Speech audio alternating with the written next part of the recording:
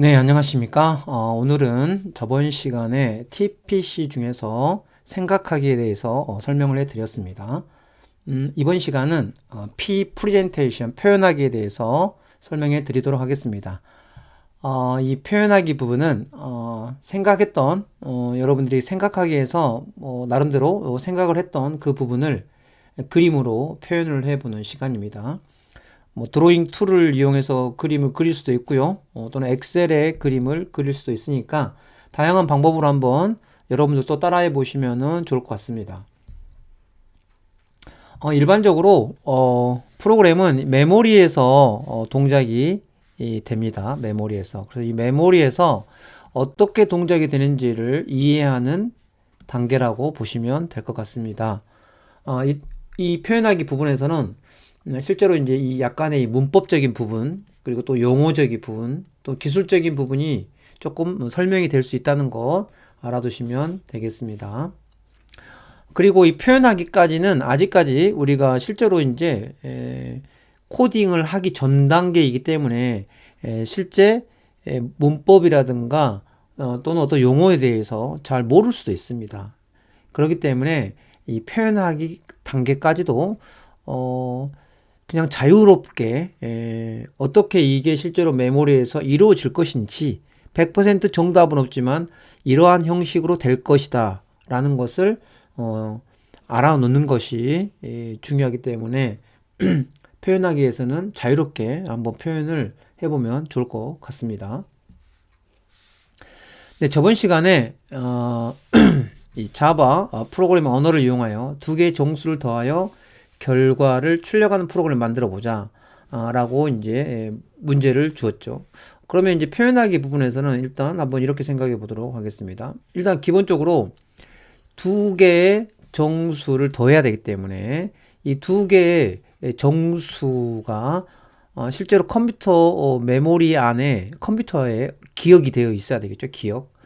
그런 다음에 이제 이 두 개의 정수를 더하면 그 결과를 저장을 또 해야 되기 때문에 이 결과를 저장할 수 있는 기억 공간이 필요하겠죠. 그럼 결국은 이제 기억 공간이 몇 개가 필요할까요? 세 개가 필요하겠죠. 두 개를 저장을 하고 이 두 개를 더하여 결과를 또 저장할 기억 공간이 필요하겠죠. 그러면 기억 공간을 이제 어디에다가 기억 공간을 만들어야 될까요? 일단 기본적으로 여러분 컴퓨터의 기억 공간은 램이라고 보시면 될 것 같습니다. 램. 반도체 칩으로 되어 있는 램입니다. 이 램을 일종의 기억 공간이라고 한번 보도록 하겠습니다. 또 이거를 이 램을 이렇게 또 한번 설명을 해보면 여러분이 아파트 있죠? 아파트. 아파트의 한 동을 한번 생각해 보세요. 한 동. 예를 들어서 20층짜리의 아파트가 한 동이 있다. 그러면 20층에 10개의 층이 있겠죠. 그리고 이 10개, 20개 층, 그리고 여기에 이제 예를 들어서 101동의 1층, 101동의 2층 해가지고 쭉 적어진 다음에 101동의 20층 이런 식으로 이제 전체 20층에 각각의 개별 공간 하나씩이 할당이 되고 이 개별 공간 하나씩 이 공간 안에 사람들이 이제 거주를 하는 거죠. 말하자면 이러한 하나하나를 우리가 뭐라고 부르냐면 기억 공간이라고 부르면 되겠습니다. 그리고 이 기억 공간을 찾아가려면 101동의 1층, 102동의 2층 이런 것처럼 일종의 번지라는 개념이 필요하다는 것입니다. 마찬가지입니다. 우리가 이제 여러분이 지금 사용하고 있는 이 램도 마찬가지죠. 램도 이렇게 20층 이렇게 전체를 저장할 수 있는 사이즈가 있죠. 그런 것들을 우리가 뭐라고 부릅니까? 용량이라고 부르는데 뭐 4기가 바이트, 뭐 8기가 바이트, 16기가 바이트 이러한 기억 공간의 캐패시티 즉 용량이라는 게 있습니다. 그러면 이 용량을 우리가 다 한꺼번에 통으로 쓰는 게 아니라 이렇게 아파트처럼 이 번지별로 구분해 가지고 하나씩 하나씩 기억 공간을 만들어서 쓸 수가 있다는 거죠. 그래서 일단은 이 메모리가 하나의 이렇게 이 통으로 되어 있어요. 그럼 이제 우리는 이 통으로 되어 있는 이 메모리 안에다가 두 개의 정수와 그 결과를 저장할, 즉 세 개의 작은 기억 공간을 또 만들어야 되겠죠. 그래서 L을 든 거예요. 이렇게 네모 박스 하나, 이게 하나의 기억 공간을 만들고, 여기에다가도 기억 공간을 하나 만들고, 여기에다가도 기억 공간을 하나 만들면 되는 것입니다. 그러면 이 기억 공간이 하나 만들어지면 이 기억 공간에 이름이 하나 필요해요. 이름. 그래서 그 이름을 우리가 하나 붙여주면 되는데, 그 이름을 만약 제가 여기를 A, 여기를 B, 여기를 sum이라고 이름을 붙여주면 이 A, B, C, 이 A, B sum을 뭐라고 부르냐면 변수라고 우리가 이야기를 하는 것입니다. 그러면 이 변수는 뭐냐? 그러니까 우리가 이 기억 공간에다가 데이터를 집어넣으려면 A에다가 집어넣는 것입니다. 그래서 이 A가 바로 뭐냐? 이런 A, B sum이 우리가 하나의 기억 공간의 뭐라고 부를까요? 이름이라고 부르면 되겠죠. 이걸 심볼이라고 부르면 되겠습니다. 심볼. 그래서 A라고 이야기하면 여기 기억 공간을 이야기하는 것이고, B라고 이야기하면 여기 기억 공간, 메모리의 기억 공간, sum이라고 우리가 이야기하면 여기 메모리에 있는 이 기억 공간을 가리킨다.